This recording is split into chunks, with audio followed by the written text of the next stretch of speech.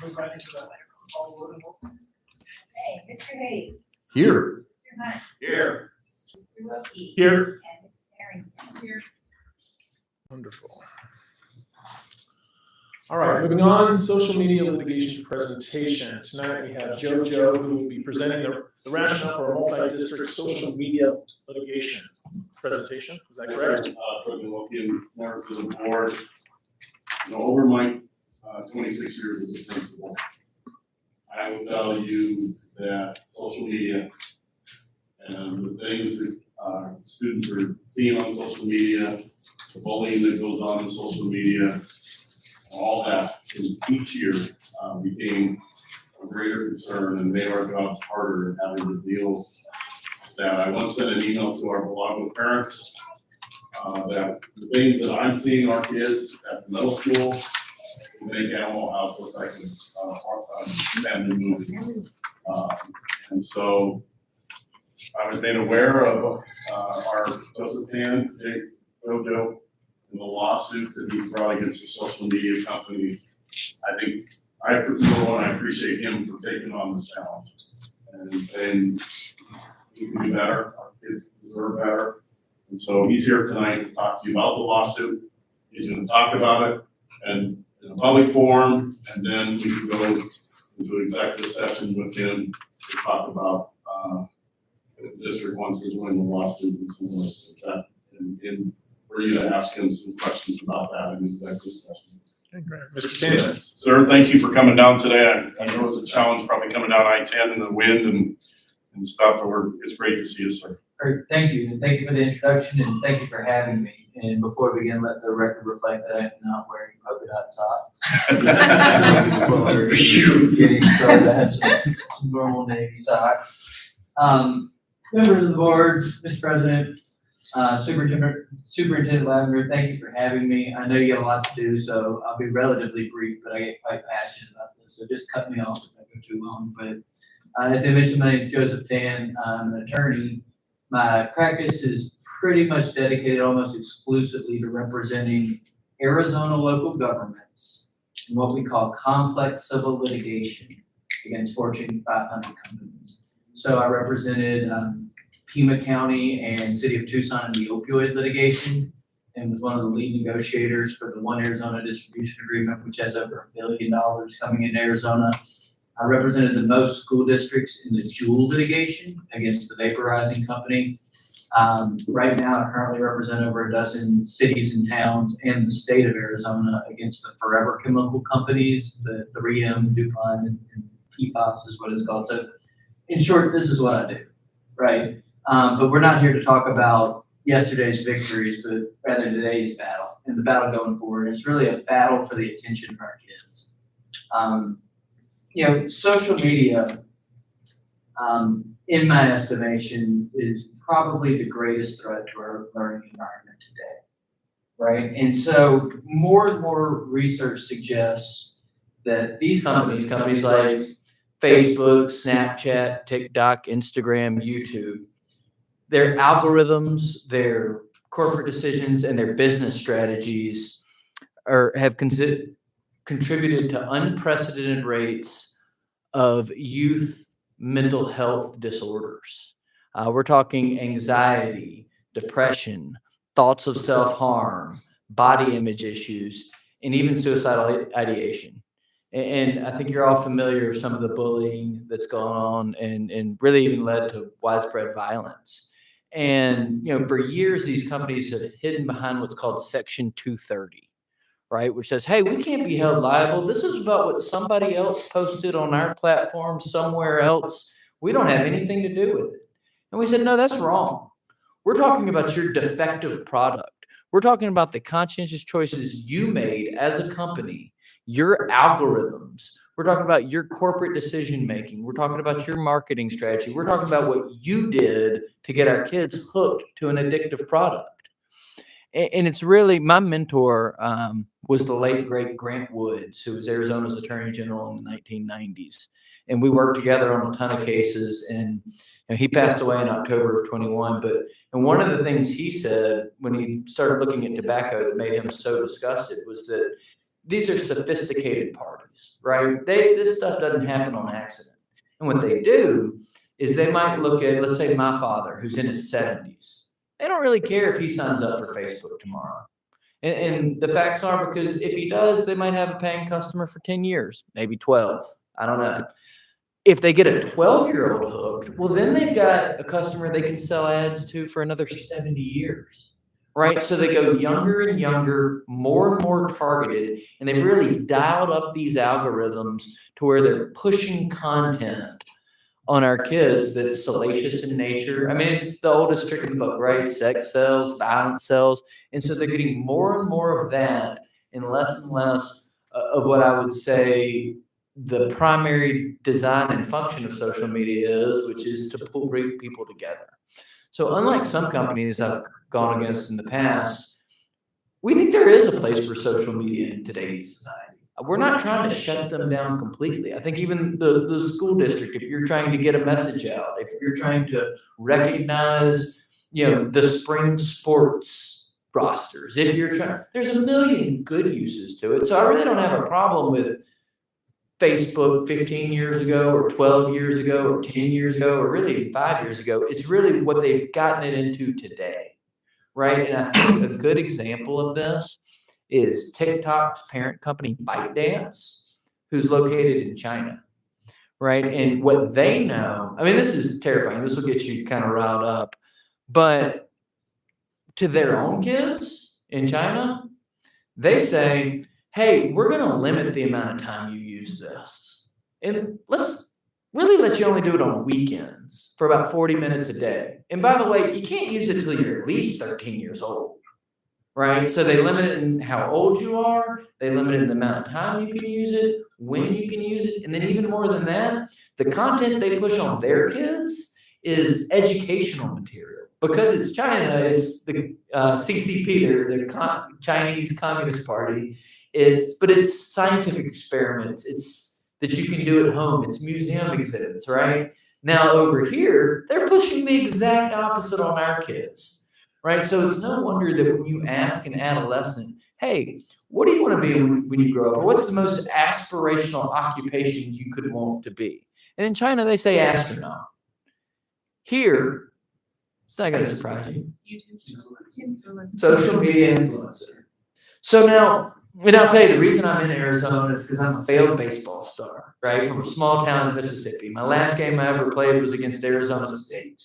We lost. They said, win, you went to the College World Series, and lose and go home. But home for me was Flowood, Mississippi. So I said, I don't want to go home. I like the mountains. I like the palm trees. I'm going to come up here. So, but guess what? My dad wanted to play shortstop in the major leagues. And so he cultivated a kid to go do that. That didn't happen for me, but thanks to our education system, I was able to become a lawyer and now get to work representing schools, cities, towns against these Fortune 500 companies. What's going to happen when our generation of failed YouTube stars have kids coming right behind them in the next generation? And then let's let this play out. So, in their own country, they're trying to cultivate astronauts who, when they fail, they become engineers. They become scientists. They have, redeeming qualities that are beneficial to society as a whole. And maybe some YouTube stars do, but I don't think that's the best path for our kids. And quite frankly, I don't think they're knowingly making these informed decisions. I think that's what it gets to. They don't know what's happening to their brain by using an addictive product nonstop. And I think maybe the companies that made maybe billions, I'm thinking trillions of dollars, should be responsible for contributing to the education of the kids to let them know what's going on here. So it's more than just money. Is money one part of it? Absolutely, because that's the language they speak. But I think they should be on the hook for educating our kids on, hey, be careful with this. Right? Even if you are going to use it responsibly. So there's a lot of reasons why we think they should be a part of the solution and not just the problem. So, it's I can go on forever on this stuff, but the facts are 1 in 5 kids aged 13 to 17 now has a diagnosable mental health disorder. And you say, well, what's changed? I'm going to put that as Exhibit A. If I'm going to say, well, what's changed from the high school experience I had to the one they had today? I stand here and I'll tell you, I think it's social media.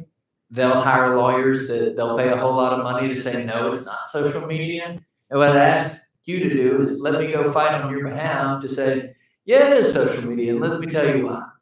One of the strengths of being on this side of the V is that there's no cost or fees or expenses to you at all unless we have a recovery, right? We offer pure contingency fee. You can ask any of the clients that I've ever represented. There's no ahas, there's no gotchas. I love what I do. So there's, no cost unless there's a recovery at all. And so, with that, I think the last thing I would tell you is that, now, let me see if they're going to report today. I think there are 597 cases filed. My team filed the first, the second, and the third. Right? So we're not the people that are copying other people. We're the people that other people are copying. The very first that was ever filed was Seattle. And that's where my co-counsel, Keller Rohrbach, is headquartered. Their second largest office is here in Phoenix. And then the second was right outside of Seattle, Kent County, I believe it was. The third was Mesa Unified School District. And we went to them because they were the largest in the state. Since then, we now represent Scottsdale, Paradise Valley, Phoenix, Sunnyside, Apache Junction, and then hopefully you guys too. We're in conversation with a few others as well. And lastly, on with this isn't a slam dunk. This isn't the easiest thing to do in the world. I've had easy cases; those are fun too. But this is work worth doing, right? It's the right calls. It's the right thing to do, and so I'd encourage you to get involved in our effort. Thank you. Yeah, of course. So I love what you're doing. I think it's important because I have 2 teenage kids and I see it firsthand, how addictive it can be. What's the end goal? Like, are you looking for them to change the algorithms or put restrictions on how much time the kids what's the goal for that? All of the above, right? So part of this negotiation, I mean, it'll end up being with complex negotiations. And a good example, I referenced Grant Woods earlier, right? So I was talking with my nephews who are now, one's still in high school, 2 are in college. And I was talking about Joe Campbell and the Marlboro Man. They had no idea who I was talking about because they were born in the 2000s. Right? Tobacco settlement happened in the late 90s. So things they could do different. That's called non-economic damages or injunctive relief. I think that's part of it. I could envision a pop like the Surgeon General's warning. Hey, this is addictive. You should know on that before you click it. They claim to have age gates, which is what we use. They don't, or at least they don't enforce them. And so maybe actually paying attention to who's on the other side of the screen. Lord knows they know everything I say in my phone at all times. You're telling me you can't really tell if it's a child or an adult on the other end clicking those. So I think that along with, I see a robust education campaign, right? I think knowledge is power, and I think there's no better place in our public school system. Now, what you guys know, and look, I love our state. I love it so much. I had 50 to choose from because I wasn't staying in Mississippi and I picked this one. But one thing I don't think they do a particularly good job of is educational funding. Well, I think we're 47th in payment for teachers. And so I don't know that we could pay teachers of this, but I know they're already strapped. They're already capped. I know we've got limited budgets and education costs money. So I think they need to be the ones to pay for this, not our taxpayers, not some bond or anything like that. I think the companies profiting should be paying for this. Do I think it needs to be taught every single day like math? No. But I think that twice a year, I don't know, and largely we'll defer to mental health experts. That's what we did with opioids. My job was to go get as much money as I could. We got $1 billion. Then after that, kind of pass the baton over to people and say, okay, one thing we did in opioids is we said, hey, let's be the first state to make every single dollar go towards opioid education, prevention, and treatment. None of it to cover potholes, none of it to do political back scratching and all this kind of stuff. I don't want the same thing here. I would want the money to be spent for social media addiction. Now, will that ultimately, I mean, a lot of times that's not what all the plaintiffs want. They say, well, no, it's when I get rear-ended and I get a $100,000 settlement, I don't have to go buy a $100,000 car, right? I can spend it on whatever I want, and that's true. But what we found with these defendants, sometimes they're more willing to put in sufficient resources if they feel like they are addressing a problem and being part of the solution. And they'll get tired of us vilifying them after a while. Yes, sir. I've been following the Senate, federal Senate, in their area of, looking at Facebook and the questioning that they've done. They did have the Senate subcommittee hearing.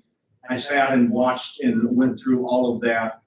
It looks like that they're really working towards curtailing people like Facebook and Twitter and some of these other companies that have been responsible for this.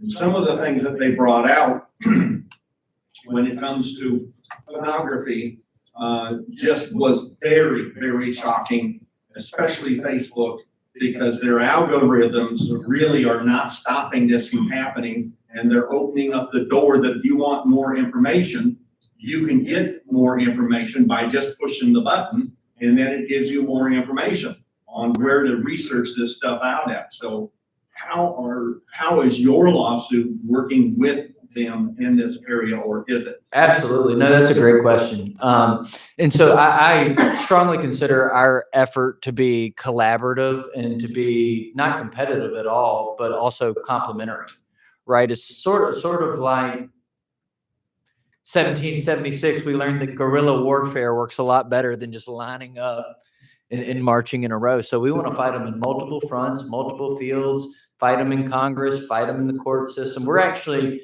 even the litigation is branched into 2 different court systems. One's in federal court, but because of all these companies are located in California, we also have a consolidated action in state court in California.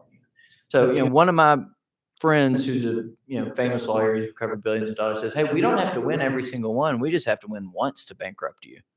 Right. So we want to take as many shots at them as we can. I think, another thing those hearings revealed is that this wasn't some middle management problem. It went to the very top. Mark Zuckerberg himself, his experts, his data scientists, his behavioral neurologist said, hey, you need to do something about this. And he said, nah, not right now. And so they know they have a problem.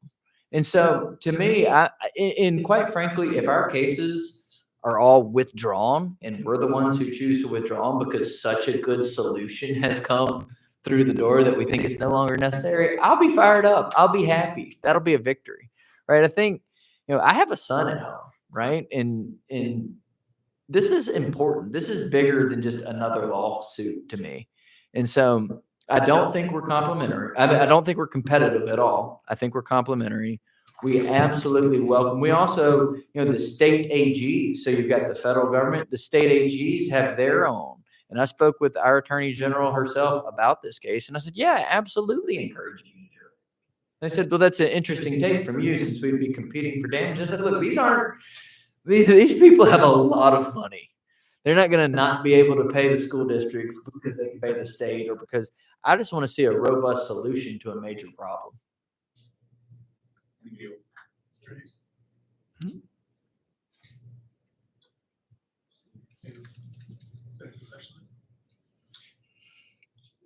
Do you want to go to the executive session then? Yeah, absolutely. Motion to move to executive session. I'll second it.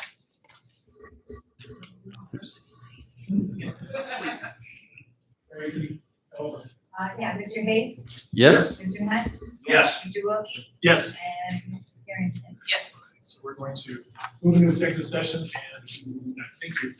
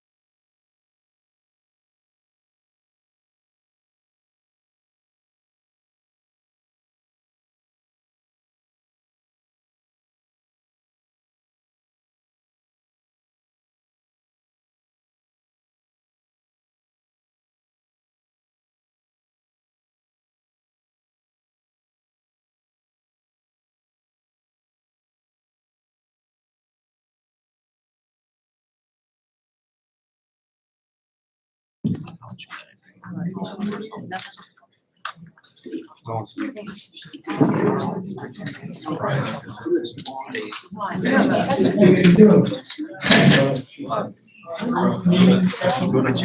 Ugly.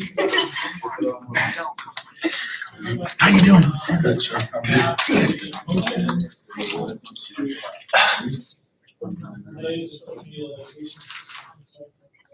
Yeah, I'll make a motion that we move on to the agenda.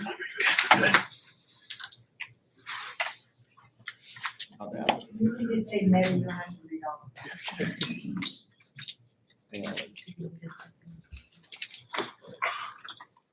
I move to approve and retain the law offices of J. Tanner, or Tan and Company LLC to represent Casa Grande Union High School District in the multi-district litigation against Meta Platforms, Inc., Facebook Holdings LLC, Facebook Operations LLC, Meta Payments, Inc., Meta Platform Technologies LLC, Instagram LLC, Symbis Incorporated, Snap Incorporated, TikTok Incorporated, ByteDance Incorporated, Alphabet Incorporated, Google LLC, XXVI, D1 Holdings Incorporated, and YouTube LLC as presented. Do I have a second?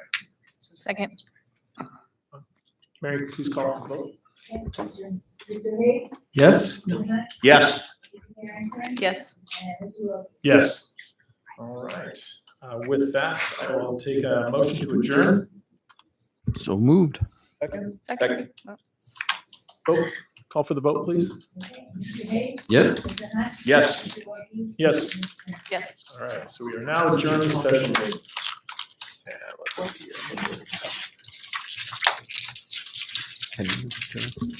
So we will stand adjourned for the regular meeting at 6:30. Thank you. That's not okay. You cannot.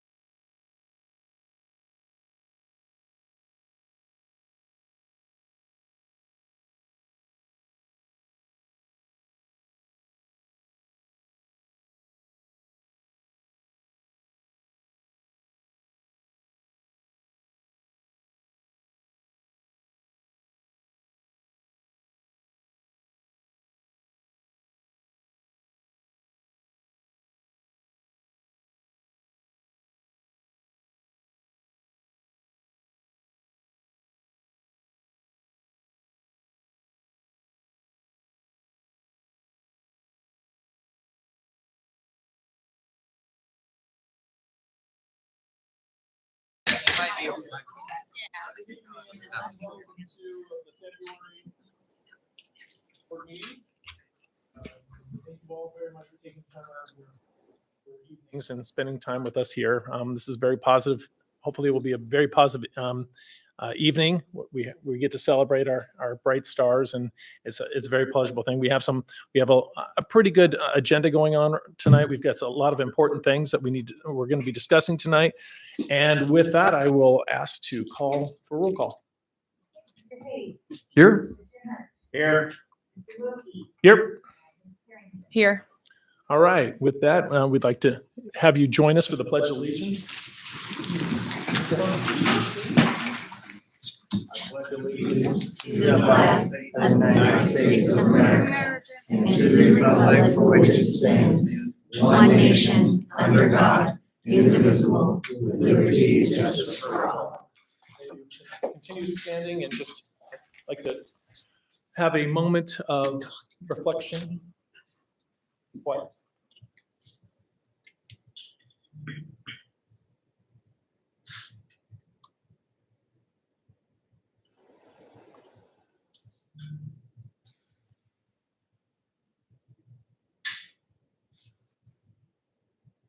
Thank you very much.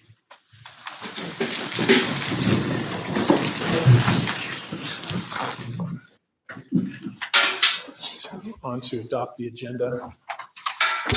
A motion to approve adopt the agenda as presented. So moved. Second. Call for the roll. Call for the vote. Yes. Mr. Hunt. Yes. Ms. Harrington. Yes. Yes. Okay. Minutes from our previous meeting.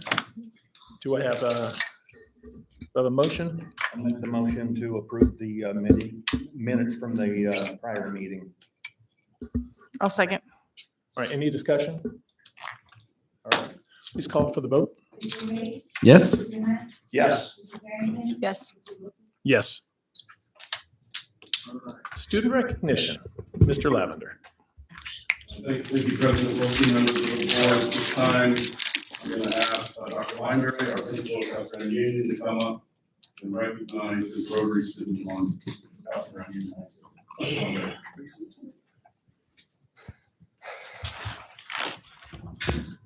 Good evening, Mr. President, Governing Board. Community, it's an honor to be here tonight and to be able to talk about one of our rock star students at Casa Grande Union High School. I'd like Alexis Alvarez to please come up to the front.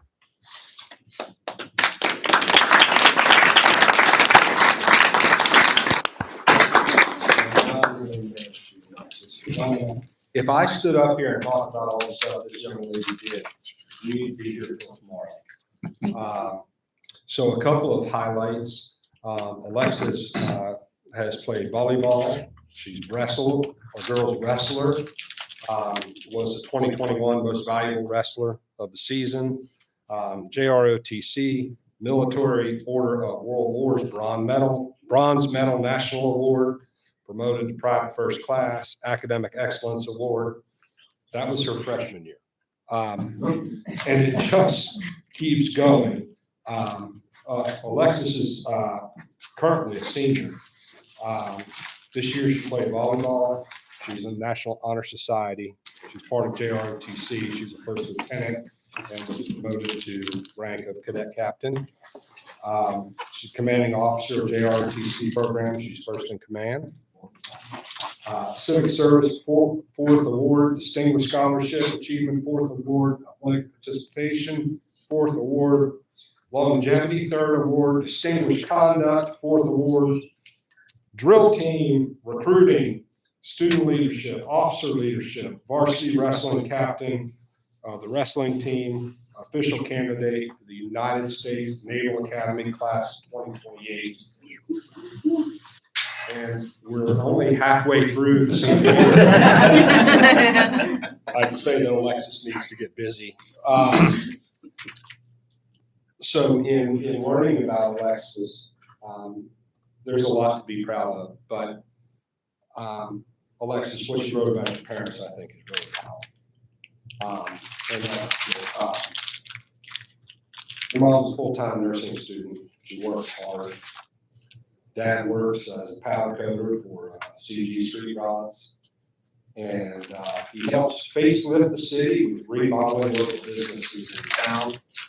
My parents are my biggest supporters. They're my rock. They push me to stand out so I will not have to endure hardships in the future. And I'm thankful for my parents, and I cannot stress how thankful I am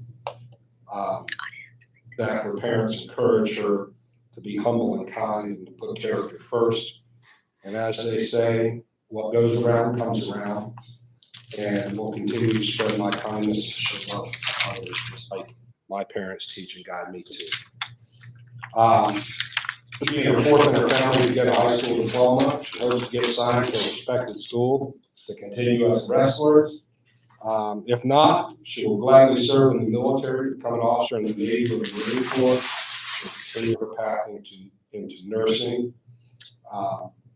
And that was, Jesus Flores says incredibly kind things about you, Gunny. How proud he is of you and the growth that you've made since you become a freshman. I read this and I'm just so proud.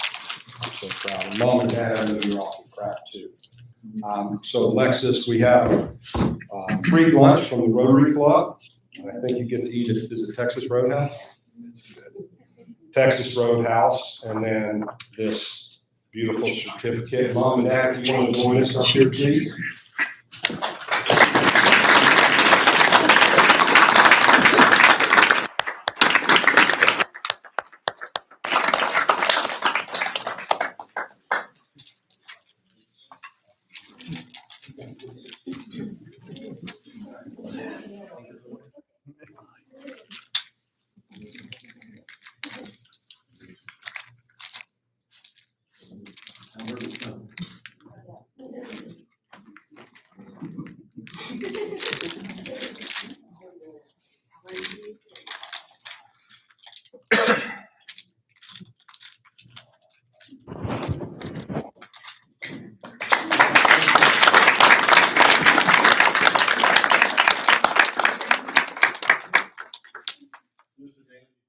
Under the weather tonight, so we have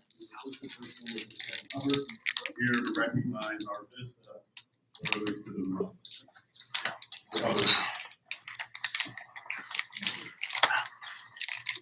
Good evening, President, members of the board. I know I'm a little smaller than you're used to. It's an honor to be here to present our Rotary Student of the Month. So if I could have Sebastian Hydravo come up.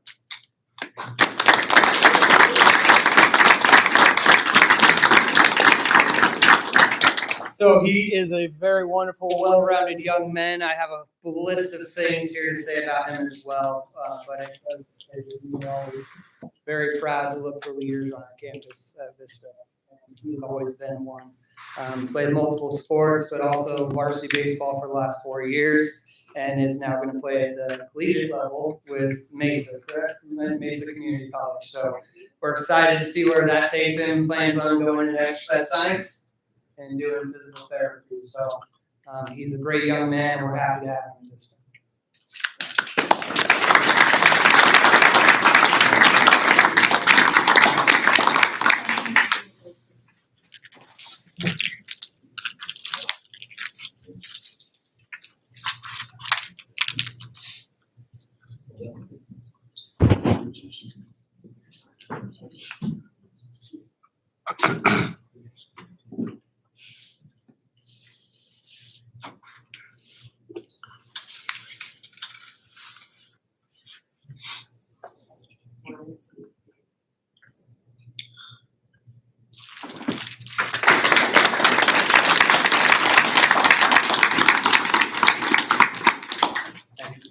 Tomorrow morning at 7:45, Vista is doing a signing celebration for, I think it is 5 athletes that are signing on play college sports. So that event will be in the morning.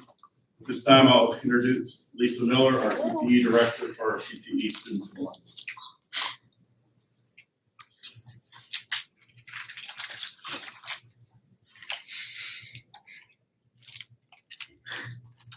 Good evening, President Wilson, board members, Superintendent Lavender, and everybody else that's here. So I have 3 students to recognize tonight. 2 are from Vista and 1 is from Union. And so I will start with the student from Union.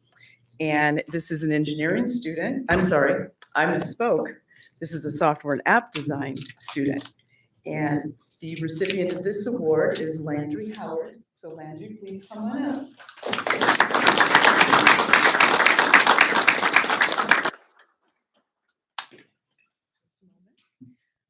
Landry's parents are here, and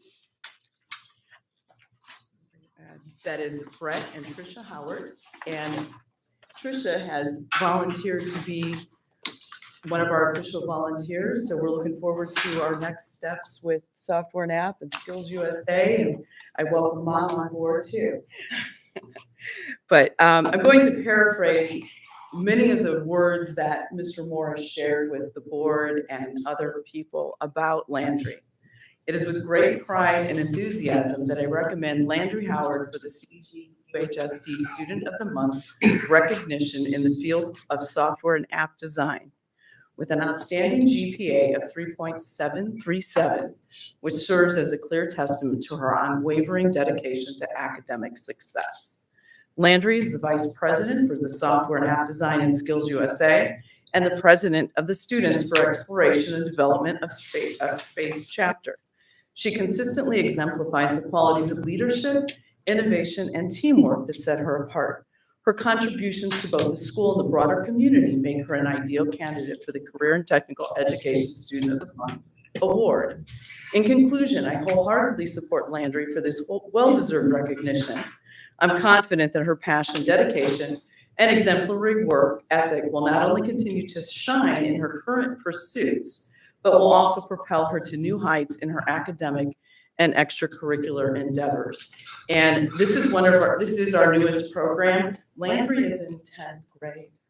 So I'm looking forward to hearing about all the wonderful things that she does over the next couple of years as well. So congratulations to you. And I'd like to bring up the parents as well.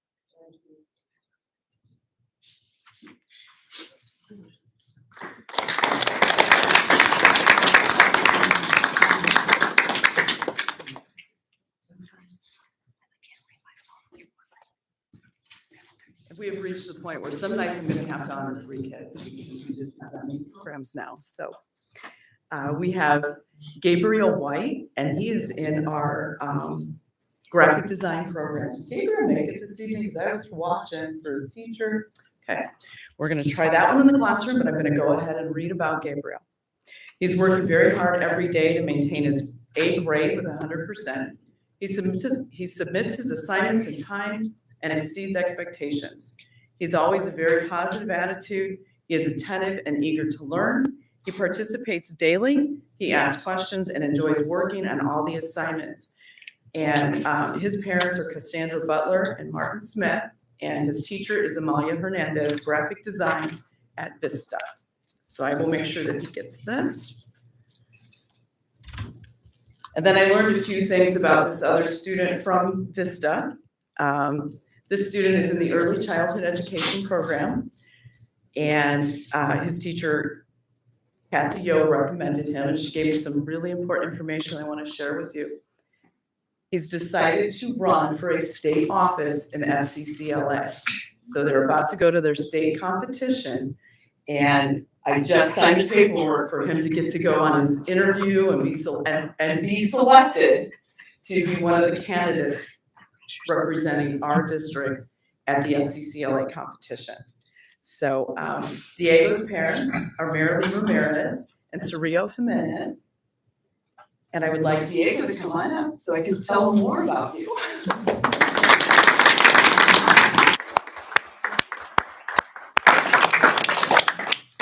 I'm sorry, I was just really excited about you running my state office. Diego is a junior at Vista Grande High School, and he's currently in the Early Childhood Education 2 class. He's also serving as the FCCLA chapter president. Diego is a friend to everyone he meets. He's always friendly, encouraging, and fun. He met individuals at the chapter leadership camp and has kept in touch with them, making sure that he reached out at the fall leadership camp to say hello.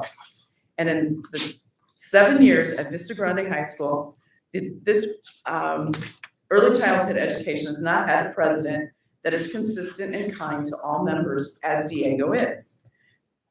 Thank you, Diego, for being an outstanding example of what a leader should be. Congratulations, you deserve this.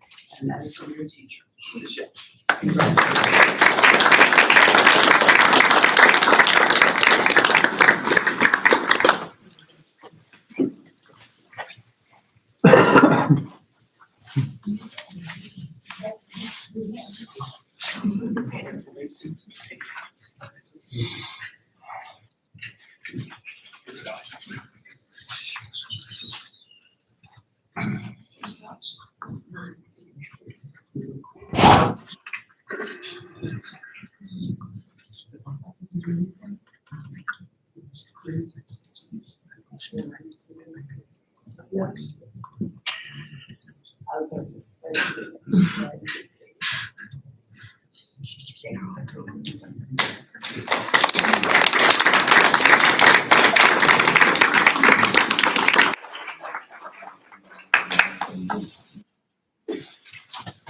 Okay, if Coach Kevin White can please join me up here.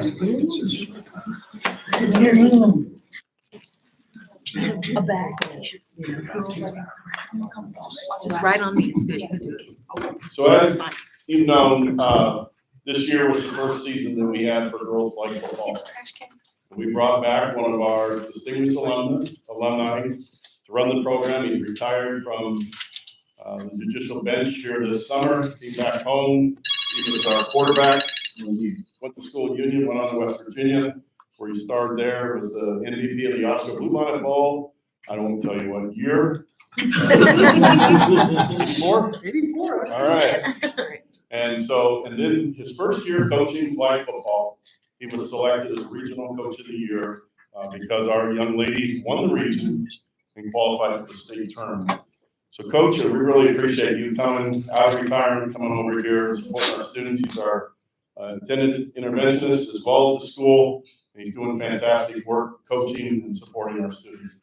So our regional coach of the year, Kevin White.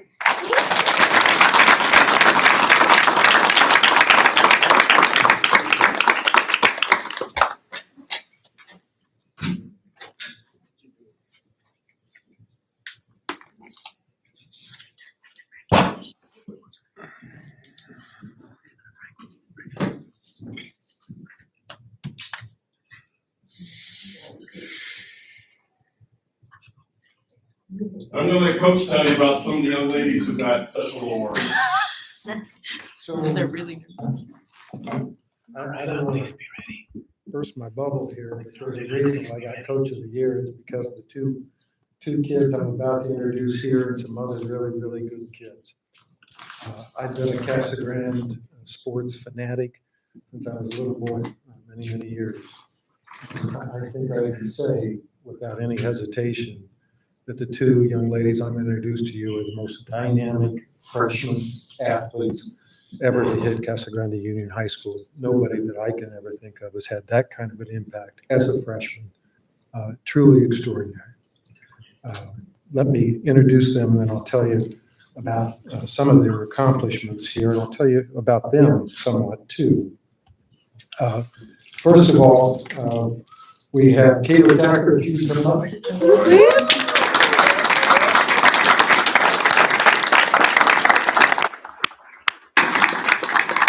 Her spirit twin, Lanicia Armstrong.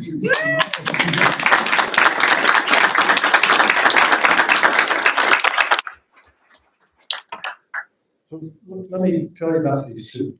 So I'll start with Kayla Tech. As a freshman, she was named All-Region Player of the Year as a freshman for our region. She was named All-State Defensive Back for 5A conference. That just doesn't happen very often, folks. I've been around sports a long time.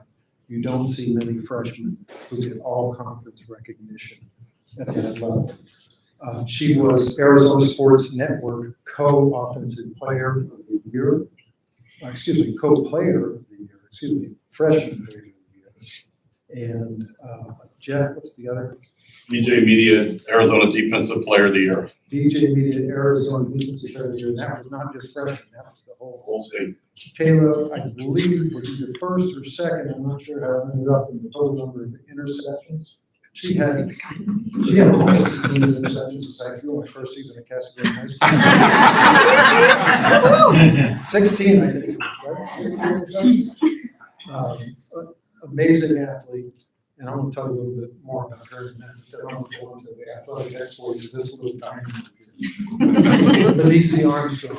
She is dynamite, absolute dynamite, and she's a pleasure to be around.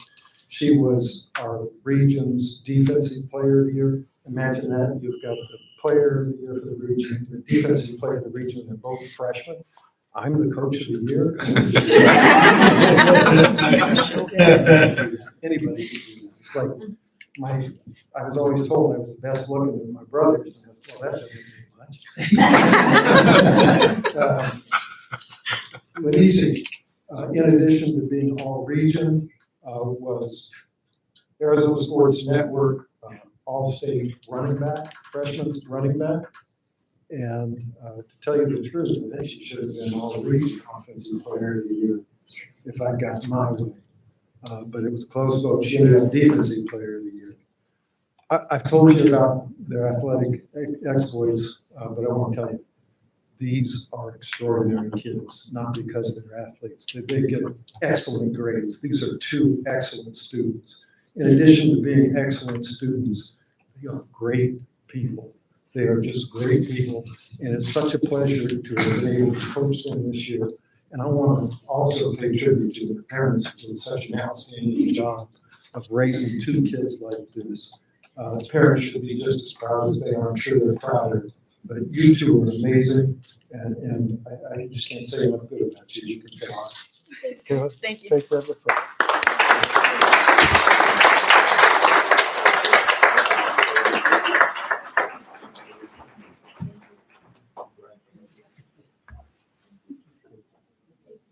BC also scored 16 goals this year on our soccer team, and our soccer team qualified for the state for the first time in a long time. They're going to take a picture. Coach.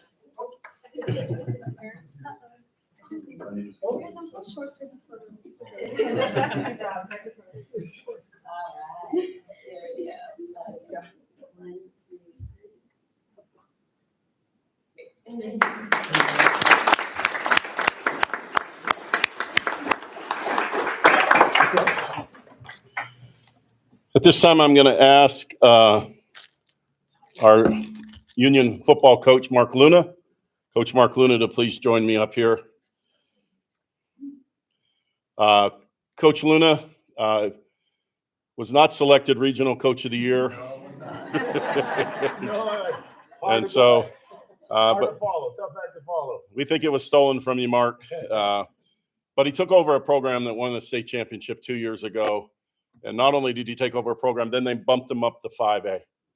And lost the starting quarterback now at NAU, Northern Arizona University. But Mark is building a program. And he is the hardest working coach in the state of Arizona.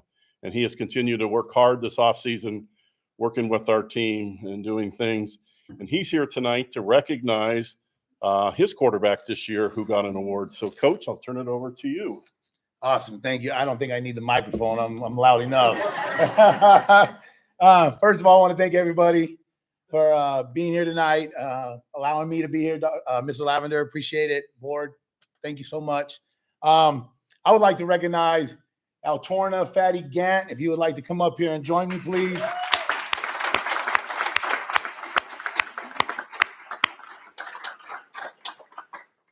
Altorna was selected first team All Southern Region, Offensive Player of the Year All Southern Region, All 5A State, All Arizona, and All Arizona is 6A and 5A combined. He's preseason ranked number 3 coming back in the state. He was all Pinal County QB. He was also Pinal County runner-up for Player of the Year, which I think it was all. He should have been Player of the Year. But again, that's my opinion. In 11 games, he led us to the state playoffs. In 11 games, he threw for 26 yards throwing, 2,526. He rushed for 567 yards. He had 28 throwing touchdowns, 7 interceptions. There is a little bad in there. He also rushed for 7 touchdowns, so he had a total of 35 touchdowns. He had a total of 3,093 yards from scrimmage, which was 6th in the state at both levels, 5A and 4A. Because when you play at the upper level, they take the combination of both 6A and 5A. All this while being a team captain. He was one of 2 team captains, and also maintaining a 3.76 GPA and playing baseball throughout the summer and the spring. So, great kid, great ability, positive future ahead of him. I'm looking forward to watching him continue to grow. Thank you.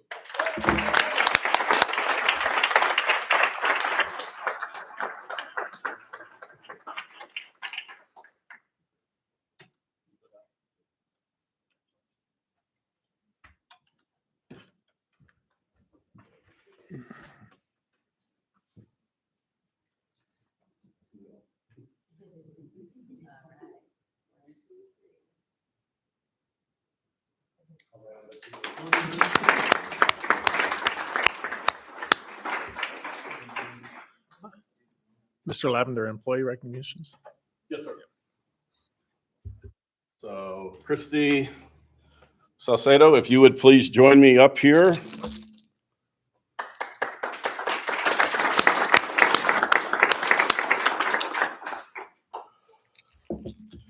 So it's my honor tonight to recognize our February Employee of the Month, Christy Salcedo. Christy has been a longtime educator that goes above and beyond for her students. She takes the time to build meaningful relationships with her students, as well as staff members that she works with. She's an integral part of our Pride PBIS committee and provides strong, practical, and professional approach when the committee meets. She also played a role in planning for the candlelight vigil that took place at Vista Grande High School. She did this without hesitation and allowed the grieving process to take place for the students of Vista Grande High School with a sensitive, empathetic, and sympathetic approach. Also, I've known Christy by reputation for a long time because her mother is a longtime educator in our community. She served as an educator in this district, in the Coolidge School District. She also served on the board here, as well as the board at the Casa Grande Elementary School District. And Christy, when she was doing her student teaching at Corona del Sol, my mother met her when my mother was working in the library and said, I just met this dynamic teacher from Casa Grande. You need to hire her. I said, well, she's studying to be high school, Mom. And I'm middle school, but you are doing a phenomenal job. I love the passion that you bring to the classroom every day. Your kids love you. And so with all respect, thank you very much. Thank you. And I have this for you.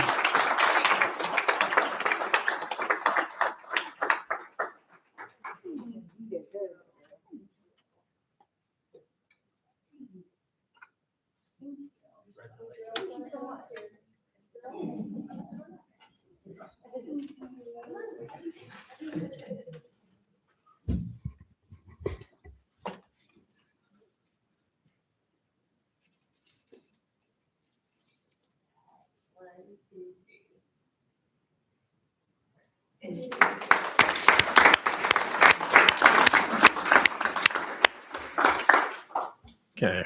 Reports and presentations, Mr. Lavender. I'm sorry? Reports and We want to allow our guests, if they want to leave quickly. Thank you. At this time, we'll take a short pause.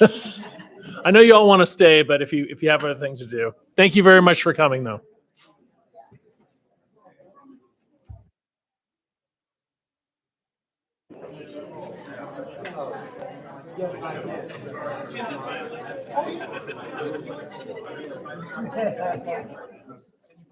Thank you, sir. Thank you. Mark, thank you. I know, right? It goes loud. You can hear me across the whole meeting. Have a good evening, gentlemen. You too. Hey, how you doing? Good, you know, other than. Thanks.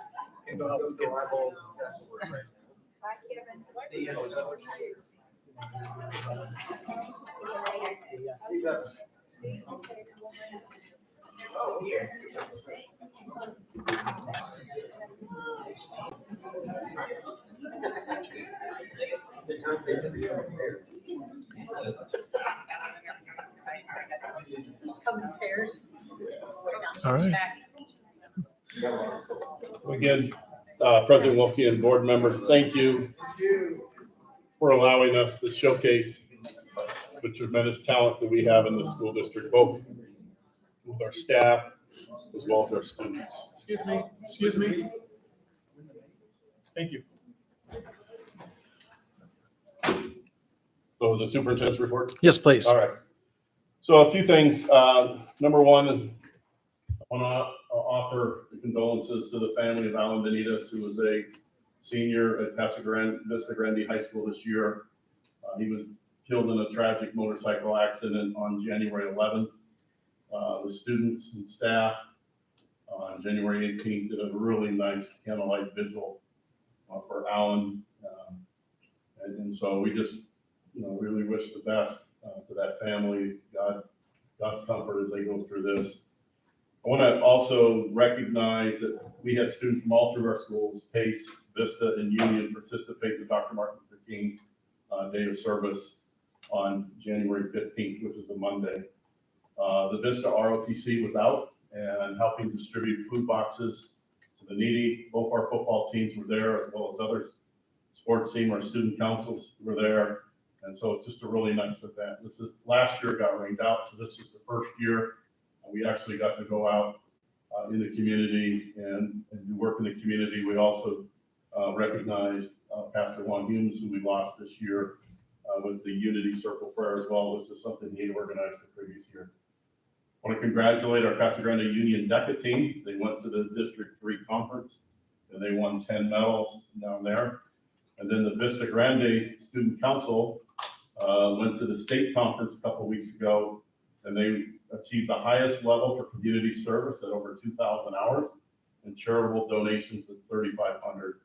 And a special congratulations to their sponsor, Nathan Sheeler, who was recognized for 9 years as the club sponsor, and he was also nominated for Advisor of the Year. Both Union and Vista's our Spirit teams competed in the state championships, and our Casa Grande Union team will be traveling next weekend, February 16th to the 19th to California to complete the Nationals. I want to thank Jody for the outstanding article that she did highlighting the grit and determination that our Union team has gone through this year with losing a member of their team, redoing the show, and then the day before suffering some major injuries. I was present while Jody was interviewing those young ladies. When I walked out of there, I was ready to climb the Grand Canyon, but unfortunately it was raining that day, and so I couldn't follow through. Those young ladies are so motivated, what they've been through. For some fall sports, as I told you, tomorrow morning, 7:45, they'll be doing the signing ceremony at Vista. Our basketball teams had good seasons. Union right now is 32nd. Vista's 41th ranked team. Our girls at Union are 30, and our Vista girls are 26. I'm fairly confident Vista will slide into the state tournament next week as they play the first round of the Open Division and pull some teams out of that division. 26, the top 24 teams go. I think their Union girls and Union boys still have a chance, but it's going to be a little more of a long shot. But our girls team from Union qualified for state. They're the number 22 seed right now. Mrs. Harrington's daughter is a defender on that team. And so it's just exciting. They are also a freshman dominated team. And so we're excited for that. Vistas girls played hard this year. They're at 32 right now. And then the Union boys and Vista boys are also ranked in the 30s. So really good sports. Our wrestling teams also competed very well as well. It competed very well this year. We are going to have parent conferences on Thursday, February 15th, next Thursday. And so next Wednesday, February 14th, will be an early release for Valentine's Day.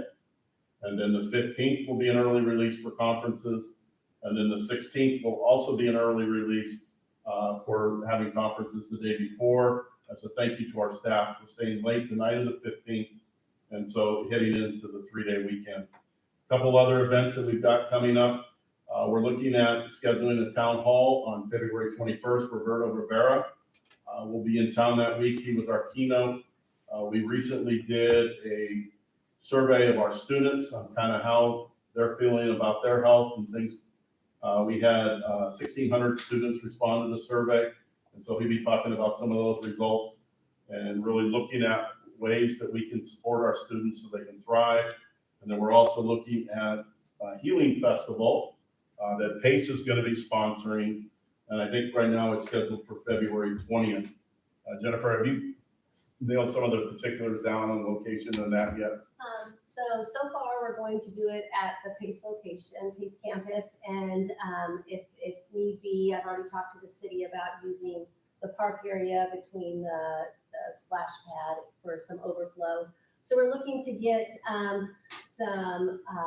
we have like a free wrap type thing, like a wrap, I don't know what really called it, people who want to just kind of freestyle rap, like a poetry slam.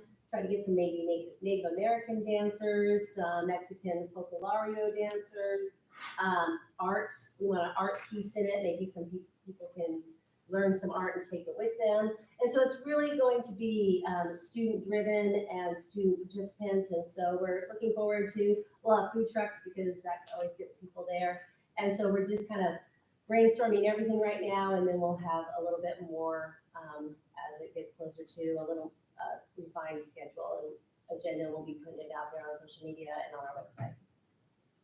And as all of you know, last year in Dancing with the Stars with the Boys and Girls Club, Miss Harrington represented our district very well. And this year we have a new superstar to dance, and so we're hoping that she might be able to give us a sneak preview of her routine, as well as our elementary board member, Mike Cruz, who's going to be going that night as Magic Mike, and he might be giving us a sneak preview as well. I know he's watching at home, so I'll just smile at him. Magic Mike, he's never going to live that down, is he? And he started this, by the way. And the last thing I will just cover, as you know, we do have a vacant seat tonight. The deadline to apply for the new board position is Friday, February 16th. At 5 p.m. to the county school office. From there, the county superintendent will review applications. She'll do some interviews, and we hope to have a new board member sworn in at our next board meeting in March, which will be set a date here soon. But that's my report for tonight. Thank you. We'll move on to public comments. That being said, would you mind reading the declaration? Sure. Request, excuse me, to speak to the governing board pursuant to ARS 38-431.02.h. The board may make an open call to the public during a public meeting, subject to reasonable time, place, and manner restrictions to allow individuals to address the public body on any issue within the jurisdiction of the public body. At the conclusion of an open call to the public, individual board members may respond to criticism made by those who have addressed the board, may ask staff to review a matter, or may ask that a matter be put on a future agenda. However, members of the board shall not discuss or take legal action on matters raised during an open call to the public unless the matters are properly noticed for discussion and legal action. During an open call, the board requests that speakers refrain from voicing complaints against school personnel or any person connected with the district as it may impact due process rights. Policies KE, KEB, and KED are provided by the board for disposition of legitimate complaints, including those involving individuals. While we didn't receive any requests to speak, is there anybody from the public that would like to take this moment to address the board?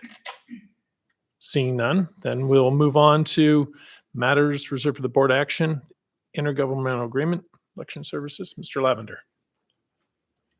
Yes, sir. As you know, we are going to have a election next November of 2024. And part of that election will be an election of 3 seats on our governing board. And so this is an agreement that the school district enters to have the county coordinate that election for us as part of what they will be doing with all of the election seats that House, Senate, federal, state, president, and all of those things. So this is just their agreement for them to conduct the election for us, and then we'll pay them a portion of the cost for holding the election for us. All right. I'll entertain a motion. I make the motion. Second. All right, please, any discussion? Nope. All right, Mary, please call for the vote. Mr. Hayes? Yes. Mr. Hunt? Yes. Mrs. Barrington? Yes. And Mr. Wilkie? Yes. Item B. So this is our request for proposal for vision services. This is Beecham, you're going to be taking this, am I correct? Linda, she's been working with our consultant, Julie wrote it. Glenda. So I'll introduce our Director of HR, Linda Cole, who will talk about the request on this.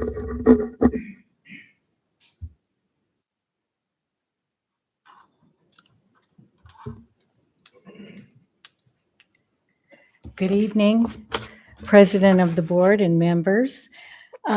Tonight, we are asking you to approve the RFP for Vision. We have to go out for this. We have 5 years that we can sustain our insurance. And because this is our 5th year with them, we are looking to go out for vision insurance. So you have everything, I believe, in front of you at this time. Do you have any questions for me? Anyone have any questions, Mr. Hayes, Hunt? Sarah? No. Okay, and just FYI, it is the only insurance that we are looking to go out for this year. So we'll let you know later how things go. If you choose to approve this, we will be coming back to you in March with more information. Wonderful. Okay, Thank you. thank you. I'll entertain a motion. So moved. Second. Any discussion? Mary, please call for the vote. Mr. Hayes? Yes. Mr. Hunt? Yes. Mrs. Barrington? Yes. And Ms. Wilkie? Yes. All right, superintendent's contract, Mr. Lavender. I'm really supposed to speak on this side? Yeah. All right. It was a year ago tonight that I sat in front of the governing board as a candidate for the interim superintendent position, and it's been a fabulous year. I remember I almost didn't show up that night. In fact, I didn't show up properly dressed. I was in sweats because I didn't know. And then, of course, after that, I wasn't sure I was going to take the position, but it has been an honor. The support that I've received from the governing board has been phenomenal. Real proud of the work that we've done. Proud that we were successful in the override. And so if you pass it, then I'd just like to close just with a statement as well. Thank you. I will entertain a motion. I make the motion. I'll second. Any discussion? Any comments?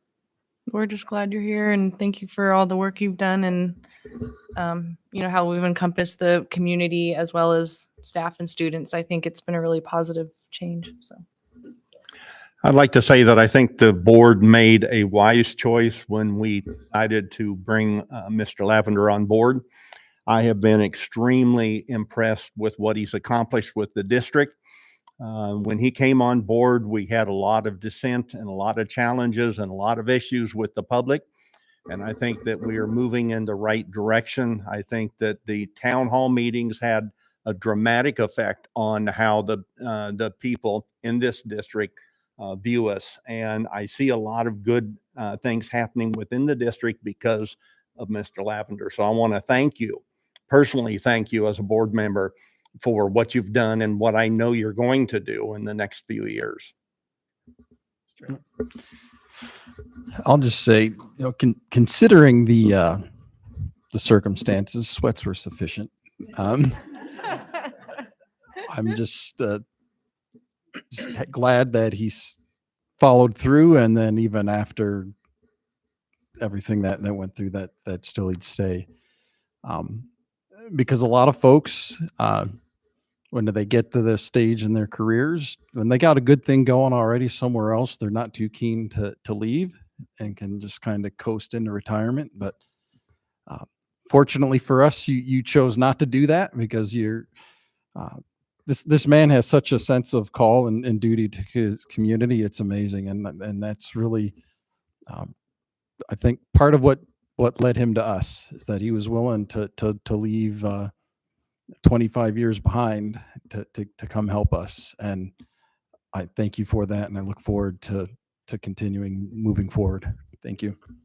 And I just want to echo, I think time and time again, Mr. Lavender has proven that he was the right choice, and we continue to see the adjustments that are being made on a daily basis that are just moving us in the right direction. And I'm absolutely thrilled that we're here tonight to vote on this and make it basically secure you for the next 3 years. With that, please call for we already had the. Yes. Yeah, we already had it. So it's just please call. Yes. Absolutely, yes. Yes. Yes. Mr. Lavender. Well, thank you again. Thank you for the support. But Hey, wait, you know what?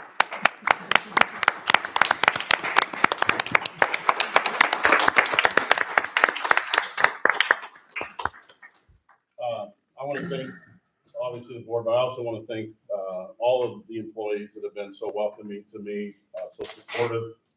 I also could not have done this without Mary. After the dust had kind of settled, I went into my office and I said, now what am I supposed to do, Mary? Every day she has told me what I need to do. As she has really trained and worked with me, because she's done this for previous superintendents. I hope she's still watching at home. Tomorrow is my 14th year anniversary, and it wouldn't also be possible without my beautiful wife, Gracie. So I thank her as well. And I know she's holding the dog as well as the dog belly. But thank you. All right. Well, excellent. Moving on, new position. Mr. Lavender. Yes, sir. And so as we move on in that strategic plan that I talked to you about at the retreat a couple of weeks ago, one of the things that I see that we're struggling to provide in the district is a real strong professional learning program. And so, as well as engagement with student engagement techniques in the classroom. And so, utilizing some shifting of budgets, this will come out of M&O, but we are shifting some of our new positions that's on the consent agenda into some teacher development monies as well. There are some positions being eliminated, so this is a net loss. This is not a net gain for the M&O budget, but it's shifting some priorities there. We're looking at a director of student engagement, working with our staff and how to engage our students. And it's really changing that from student engagement to brain engagement and getting students' brains engaged. Some of us had the opportunity a couple of weeks ago to go to the Lucid kickoff for phase 2. And you can really see down there with the robots and things like that the workforce is changing and the ability to be able to think, problem solve in that. And so brain engagement, our professional learning, our learning structures are changing how we do things. And then also looking at support for our professional learning community, both for our staff and our students through some of our climate surveys.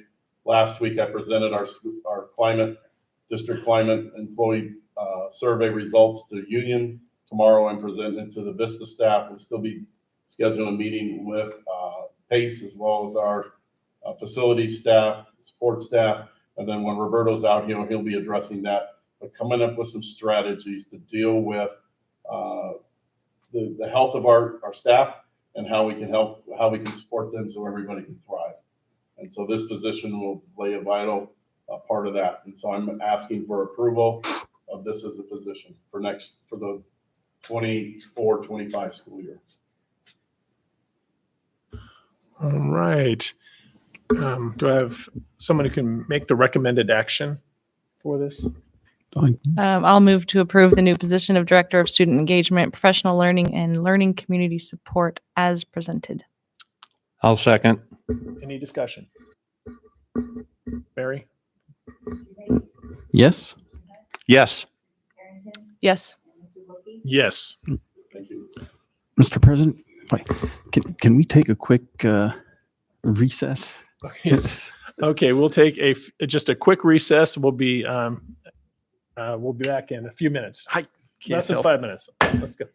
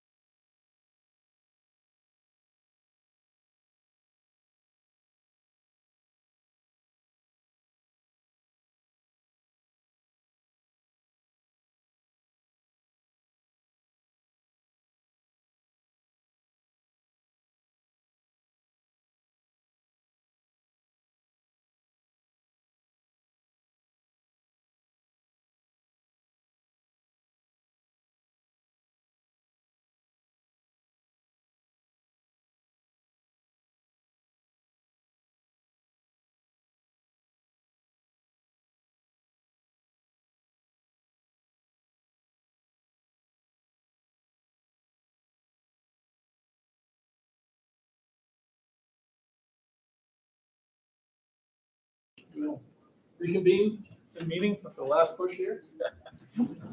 All right. Mr. Lavender, board meeting change, date change. So at the, I think it was a January meeting, we had made the decision to change our meetings to the second Monday of the month rather than the first Tuesday of the month. The second Monday of the month for the month of March is during spring break, which is March 11th, rather than, and so we are fine doing the meeting on March 11th, or we are fine doing the meeting on March 5th and starting the second Mondays after spring break. However, whatever the board desires, but we don't know your schedules, especially with families and spring break in that. I would like to propose maybe for March, we keep it as the first Tuesday, just because I feel that staff and students are all going to possibly be gone. And I would hate to ask staff to come during spring break So first Tuesday, March 5th for the meeting. for this, for March. Any discussion? Oh, I would like to make a motion that our March meeting be Tuesday, the 5th. All right, I'll second that. Okay, now discussion. Anybody have any discussion? All right, so Mary, call for the vote. Yes? Yes. Yes. Yes. And so we'll plan on March 5th. We're also going to be planning on a study session. Mrs. Danzy will be presenting on how things are going in pace and an overview there, as well as Mrs. Harrington. As a group, you want to just real quick? Yeah, I can touch on it. So I had the opportunity to tour an organization this week. My realtor association, we're doing a charity golf tournament for this organization, but it's called the Opportunity Tree. And I don't know if anybody's familiar with it, but it's a really fantastic organization. They work with our community and they call them members, but they're the people they help are the intellectually disabled adults. But what they want to do is create a connection with the high schools so that they can have a better transition with like our ESS kids, so that when they graduate, they already have that connection. The program starts at 14, so they can even start talking to them while they're in high school, get them familiar with the services. They help them get jobs. So it's a really great tool that our community has that it's not very well known. And so they would like the opportunity to speak and just make our high school community aware of them. So we'll be working with all of you to schedule a study session for that. So thank you. If I understand correctly, they've been in the community since like 76? Yes, since the So 70s, it's yeah. been quite some time. It's been quite some time. Yep. Item F, Mr. Lavender. Yes, as you can tell from the thing up there, I am not Mrs. Morales, but I volunteered to step in tonight with the storm. I wanted to make sure that she got home safe before it got dark, and so I excused her and told her that I would take the presentation tonight. And so the January, so during the first semester, we looked at adoption of in two areas. One was business U, and the other was functional academics. And so, number one, we want to thank all of the community members that stepped up. I know last month we talked about that we had very few people step up, and that next week we had 35 people volunteer to serve on curriculum committees. So again, we thank everybody for that. And so right now during the spring curriculum agenda, we're looking at Spanish curriculum, social studies curriculum, as well as North Star. And we have a representative from North Star here tonight to say a few words as well. So this is a curriculum for our general ed marketing classes. It is a supplemental materials and support for our CTE courses. It's a possible elective support for our PACE STEM and IT track. We had our public review from November 20th through January 19th, and there were no public comments. The committee findings, the committee assigned this was a vital part of the marketing department utilizing these materials.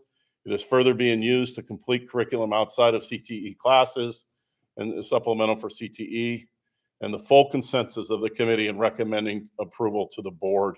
Other districts that are using Business U are Phoenix Union, Mesa Public Schools, Glendale Union, Peoria Unified, Freya, Maricopa Unified, Nogales Unified, Humboldt Unified, and then what do the majority of the districts use Business U for is marketing and entrepreneurship, management, accounting, and personal finance. And so that is one curriculum that we're asking you to approve tonight is Business U. The other is functional academics. It's still in the review process. N2Y is unique. Teach Town. We are going through the public review of both programs from November 20th to January 19th. And the committee will be meeting next Valentine's Day next week at 1:30. And so new program of educational associates. This is a life skills program. Really, we're a functional freshman success, independent life skills, health and nutrition. And again, we're doing the public review from February 7th to November 8th. And so we're looking at approval tonight to start that public review on this program. Our Spanish textbook, we're looking to get approval tonight for the public review for February 8th, for 7th to April 8th. Again, as part of the textbooks and curriculum selection process, there is a 60-day public review. And so we are looking at 3 programs, and I cannot even think how I would pronounce those 3 programs, but if you know Spanish, those. But those are the 3 programs. One is from Savas, one is from Vista Higher Learning, and one is from McGraw-Hill. The committee will be meeting next Tuesday at 3:30 here in the district office. So what we're asking for tonight is the approval to put these 3 programs out for the 60-day review to get input from the community, and then the committee would narrow it down to 1. Our social studies, again, the process began in October. We went out for bids. We got 6 bids were turned in through OpenGov, Hewlett Mifflin, Imagine Learning, McGraw-Hill, Savas, Learning Company, Thinking Nation Corp., and Teachers Curriculum Institute. The committee has met on January 24th, as well as January 29th. They have not received any comments from the public yet. They developed a rubric to look at these programs. Number 1, is it standards-based with the social studies? Is there evidence of the social studies standards in there? Is the mission for the students? Is it student-centered learning? The technology materials that go with it? Does it have diverse perspectives, personalization, assessment, professional development and training for the teachers, integration, looking at how to support all students, and the cost. So the committee went through there, and then from there, we're recommending the 60-day review start for the two that were moved forward, is McGraw-Hill and Hewlett Mifflin Harcourt. And so we're asking to start that 60-day process on those curriculums as well. I'll kind of stop there before I go to North Star. Any questions on any of the material that I just covered?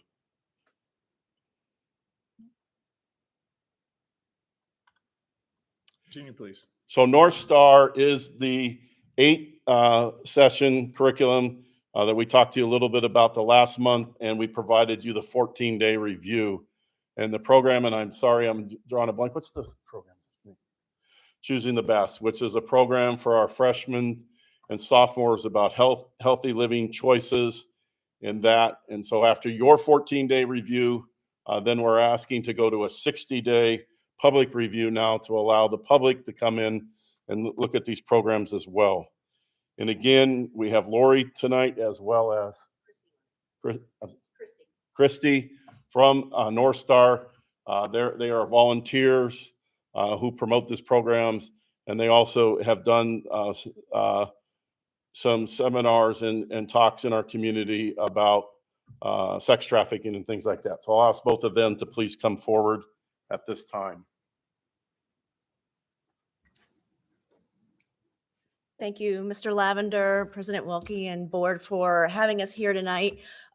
We have been throughout Maricopa County for well over 2 decades teaching positive youth development, and through Lori and through some other avenues, we have learned more about Casa Grande and about your schools. And this program is a positive youth development program. It is teaching our teenagers healthy decision making, goal setting, setting boundaries, where the pressure comes from, those type of life skills. And these skills can be used in any parts of their lives, whether it be alcohol and other drugs, just anything that they maybe don't want to do. Or, hey, you know, a lot of things that I've heard my students say is, wow, I didn't know I could actually say no. I didn't know that was okay to do this. I didn't know.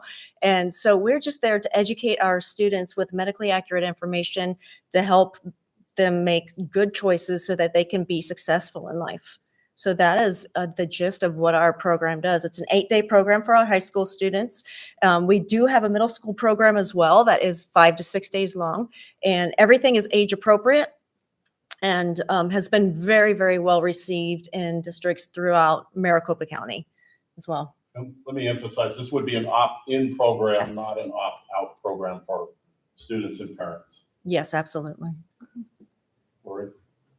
Also, aside from being one of the North Star educators for the last going on 7 years, we also offer sex trafficking prevention classes, and we educate the educators. It is a worldwide problem right now, and it is a problem everywhere in the communities, in our schools. And so basically we teach the teachers, the health professionals, coaches, the counselors, resource officers, what to look for if a child is being trafficked, some different signs. And we would just come in for a one-time training for your educators. If that's something that you want, it's all provided for free. We also can have a parent night where we teach parents on what to look for in social media, chat rooms, video games to help keep the kids safe. We touch on it a little bit in our program when we're teaching the students, but we can also do an extended day for the students too, if that's something that you wanted. So Lori has met with both the administration at Union and Vista already. I can't remember if Pace was there at that meeting. Yes, they were, because they gave me a tour after. Oh, okay. I think Tommy might have been there. So, and again, they're open to providing this service as well for our staff and students. Okay. I think that's the last slide. Yeah. But do you have any questions for Christy or Lori? Mr. Hunt, Mr. Hayes? Nope. No. Well, thank you very much, because it's Thank you for coming tonight. a very important topic, and so we appreciate you coming Thank you forward. very much. We appreciate it. So again, tonight, we're asking for the approval of Business U and then asking for the 60-day review of these other curriculum materials. Is there any desire to separate any of these from the vote? Okay, then I will entertain a motion at this time. I move to approve the use of Business U curriculum and the supplemental materials and to start the 60-day public review of the McGraw-Hill and Mifflin Harcourt social studies curriculum and North Star choosing the best supplemental material as presented. Any discussion? Second. Any discussion? All right, Mary, please. Yes. Yes. Yes. Yes. Mr. Lavender, MOU? Yes, sir. As I've talked to the board before about the shortage of finding qualified teachers, and so we're looking at various strategies. And one of those strategies is looking at teachers who have degrees, but not in education, or individuals who have degrees that are not in education that we think could fill the role of a teacher, but would need teacher training. And then also some of our support staff who don't have a degree yet, and as an apprentice teacher and going into classrooms and working as an apprentice teacher and then learning the craft there. And most of the time when the apprentice teachers they have to have, I think it's 60 hours before they can get into it. It's not starting zero. But Arizona State University is willing to go in partnership with us and provide these classes to our teachers for free of charge, so we can get teachers certified who already have degrees, certified in teaching degree, and help them with strategies and effective strategies how to work in the classrooms, as well as getting those that we see as really good potential teachers to get degrees so they can be the teachers. And so this is an exciting program. I want to commend Mrs. Daniels, isn't here tonight because she's out of town on some business, but she worked hard to create this partnership with Arizona State University. So we're really asking for your approval to enter this MOU with them. Excellent. I'll accept a motion. Okay. I will move to approve the memorandum as presented. I'll second it. Any discussion? Mary, call for the vote, please. Mr. Hayes? Yes. Mr. Hunt? Yes. Mrs. Harrington? Yes. And Mr. Wilkie? Yes. Graduation video wall quote. Yes, sir. And so last year, one of the things that has gone through my first cycle as superintendent, attending the graduations, that struck me at one school, they had a video so parents in the stands could see better what was going on the stage. The other school didn't. Why was there a differentiation? And then I found out the students had to raise the money for these screens. And so last year, the seniors at Casa Grande Union raised $17,000 to rent the screen for one evening. And so had Vista done it, it would have been another $17,000 as well. And so I'm in the strong belief, as children go through our school system and they graduate, we ought to be able to provide them a night of celebration to remember, where they can see. I've worked with our IT director, Dave, on this, and we've found a screen for $227,000 that we'll be able to utilize for multiple years, not only at graduation, but we can utilize for other events as well. For example, next fall, Vista Grande is looking at traveling out of state to play a football game in California. You could beam the game back on these screens and have a watch party in the gym for the community to come out and watch the Vista game there. And clubs could sell tickets, sell refreshments and things like that. There are multiple ways that we could utilize this. We could promote our Jennifer and Dancing with the Stars and putting her on the screen as well. I see this as something that would really help and serve the community. And I also see it as a thank you to the community for their support in the override. We are utilizing funds for this out of our Civic Center, funds that we have, which are funds that we collected from community organizations to use our facilities. And we are also using donations. And these are donations that have been given to the school district as well. And both of these funds are healthy right now. And we can easily pay for this utilizing those funds and provide a very nice service for our families at graduation. So both schools will have these screens. We're also excited through the hard work of Mr. Bellick that our new lighting system will be up. And with a new lighting system, one of the things they'll be able to generate is fireworks with lights without having students having to pay $2,000 or $3,000 to shoot fireworks that go boom and scare people. And so those are well, and I thank Ralph, I thank Dave for their hard work on this. I'm excited. I think this is something that the community will really be able to enjoy using. And I think it's a nice thank you to the community for their support in that. And I would recommend approval. Do you have a motion? So moved. Second. Discussion? Just for clarification, if people weren't sure what you're talking about as far as how it's being paid for, we're talking about, so somebody uses a field or something like that, the rental fees that are collected from that, and then any like undesignated donations that haven't been earmarked for a specific purpose. Field, auditoriums, gyms, any of those things. And we have well over 100, almost 200, I think 196,000, as I think, remember what was in that account. And there's $241,000 in our donation account. And so, as I said, there are healthy accounts that the community has, that we charge the community to be able to use these resources, and then also donations to the community. Thank you. From the community. Mr. Hunt? I think it's a great idea personally. I think that the community will appreciate it. It will be of tremendous value, and it will open up the door for us to be able to do some things in the school district that we have not been able to do before. And I think that's always a good thing. Mrs. Harrington? Yeah, I agree. And it, like you had mentioned, it kind of levels the playing field between the two schools. And I think that's important. I'm obviously in favor of this. I do have one technical question here. The quotes, did we go out, did we get multiple quotes, or did we use a state contract or a contract that we're able to just go with this one quote? I believe this is a Mojave, am I correct? Yes, it's on the Thank you. All right.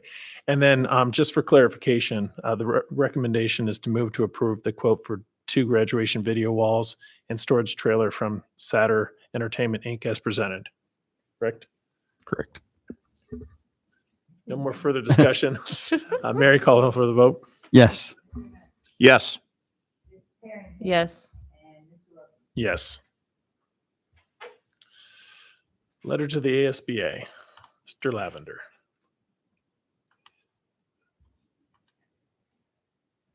Well, as you know, the Arizona School Boards Association has had some issues with the hiring of their previous executive director, and then the executive director has resigned. That executive director they hired did not have the qualifications for the position. And then when that was made public, there was some resistance at first in that. And then the individual did resign. I have heard from board members the desire to make a statement to the Arizona School Board Association about the importance of transparency, accountability, and those. So there was a letter that's in your executive content that is prepared for you to consider. And this would be the time if any changes are going to be made to the letter, or if the letter is good to go and it's an executive contact, obviously it would be made public tomorrow after the meeting. Since this is, let's go discussion ahead of time. If anybody has any comments about this, Mr. Hayes, Mr. Hood. I think it's a great idea. I think we need to hold those that are that we're involved with accountable. And I think that the ASAB did us a disservice. I look at the letter, and personally, I would like to see it a little bit stronger, but I'm just one out of many. My attitude is that when somebody does what they did and hid what they hid from us, that the consequences should represent not only how unhappy we are, but we should let them know that they should never do this again, or there will be other repercussions. I think it's fine the way it's written. There's just one little thing that to me sounds very elementary. I don't know if we have to keep it in there. I mean, if we do, it's fine. But the second to last paragraph, the last one where it says shame on you, I don't know if that's necessary. I think we get the message across without having to say that. Just my personal opinion. I'm trying to read where that is. It's the second to last paragraph. Down one more. Yeah.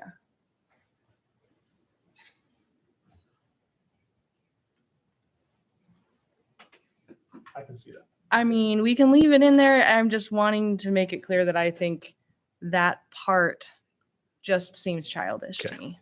I think we get the point across with the rest of the letter. I would agree with Yeah. Kelly. I want to note, and I totally agree with that. I think we can make that adjustment. Yeah, I think that one of the things that the new ASBA board, they came out and they said that they're owning their mistake and that they are going to be more transparent. I have seen the traffic. They are trying to be more transparent, which addresses some of this. However, personally, when you own something, you own up to what actually it is, which would be the hiring of this individual and then not the terminating of this individual once it's found out that he committed fraud. So my position of this is that we revise this letter to, we can take out some of the stuff that it's already been done, but call for them to actually own up to it.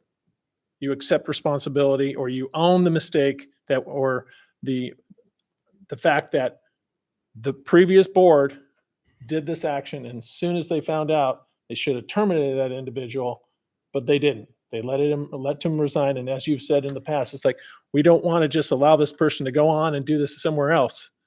This is ASBA. This is the State School Board Association. We represent students. What kind of message do we send if we allow that kind of hiring practice to go on? And once you find it, okay, you were fooled. Take immediate action. Terminate that individual. That's the shame on you, but it really is sending the, but which we get, but so in my personal opinion is that we ask them, thank you for making these changes, but we want to have some accepting accountability. This was a mistake that was made. This should never happen. These individuals who perpetuated this action and not calling immediately for his termination, what happened to them? Right, because some of those individuals are still on the executive board. So yeah, and I have an issue with that. So to be frank with you, those people that are still on the board, we should call for their resignation. I don't think that they have shown us their ability to do the job that they're elected to do. And to those points, I think if we could try to revise the letter to ask them to own up to the mistake and to demonstrate, clearly articulate what is being done to hold those individuals that were supporters of this accountable. And that is an element. That's like the third bullet point addresses that. Yep. So keep that in there. To your point, yes. Yep. But this is the letter needs to go out there asking for them to do it. It's not like, oh, we made a mistake or bad things happened, we're moving on. Own it. This is a message we're sending to our students. This is how things should be done. Mistakes were made. Okay, own the mistake. I tell this to my son. It's a mistake. It's a mistake. Own up to it. Let's figure out what happened, and let's not do that. It's a learning opportunity here. But when you're a state organization representing all the school boards and our students, you have to do better than this. So that's my take on this. Okay, so we're not approving this as presented. No, if Mr. Lavender, if you wouldn't mind trying to make some revisions and then run it by the board, we'll take a chop at it and then we'll get it back to you, and then we can reconsider this at the next, maybe by the next meeting.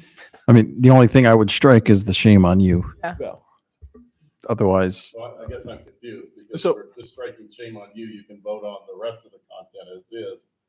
But I'm also hearing you want other things altered. well, and if I may, some of this has been kind of addressed. Mhm. That's all I'm saying is Right. that they've addressed some of this. It's the more like, how do you respond to never being spread education community that you do not care about your school district member, think about your conduct. They've done that in their, we can send this letter. That's fine with me. We can just have them reiterate, but they've taken some responsibility and they said it was a mistake and that this isn't. Right. You know what? Maybe we just leave the letter as is. Take the shame on you out.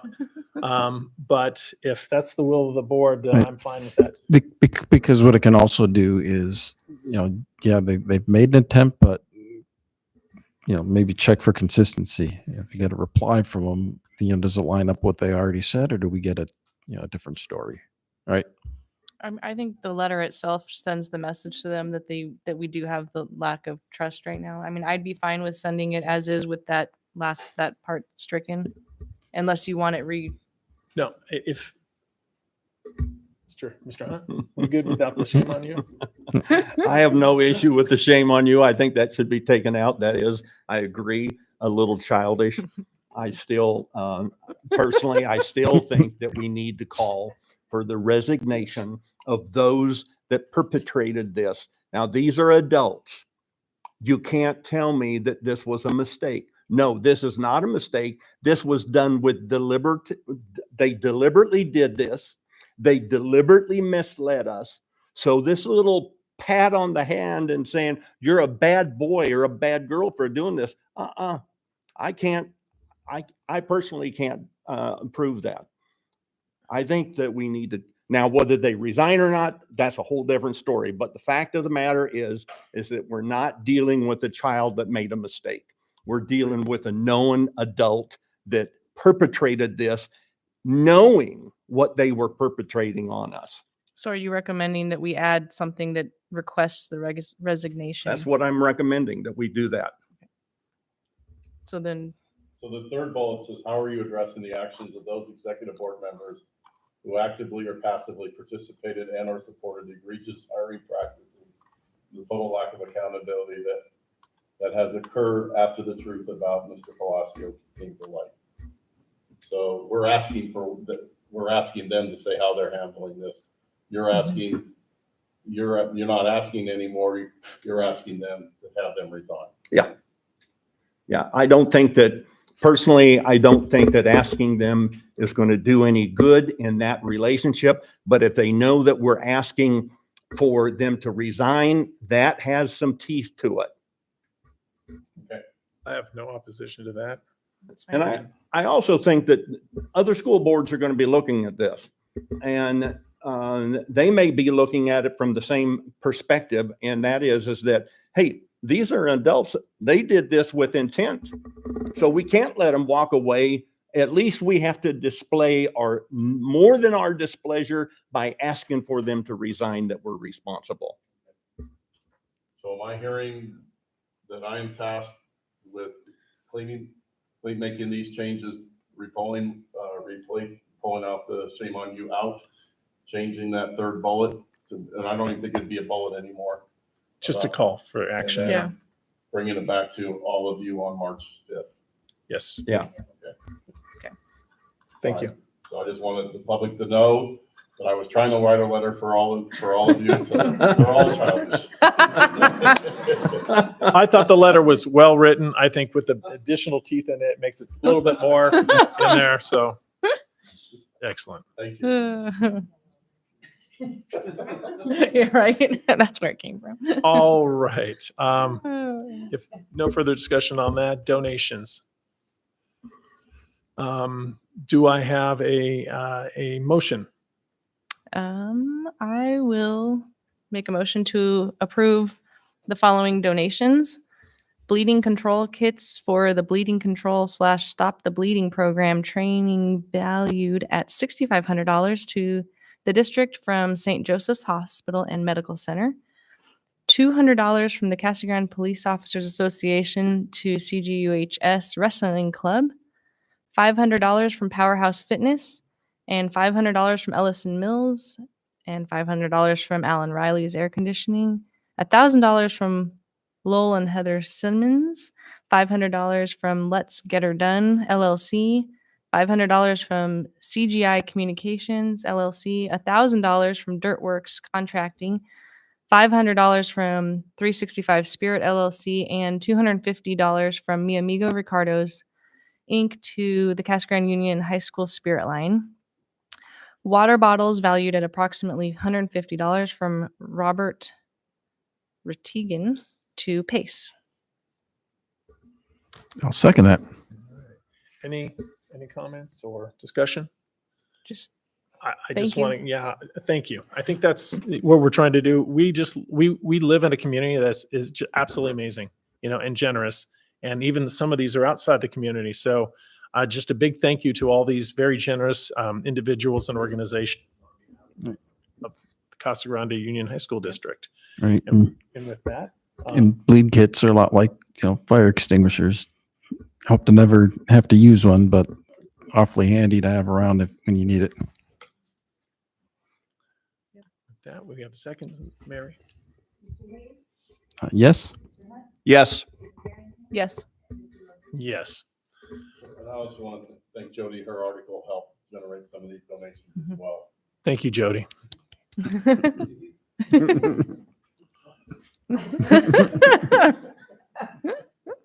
We appreciate all you do.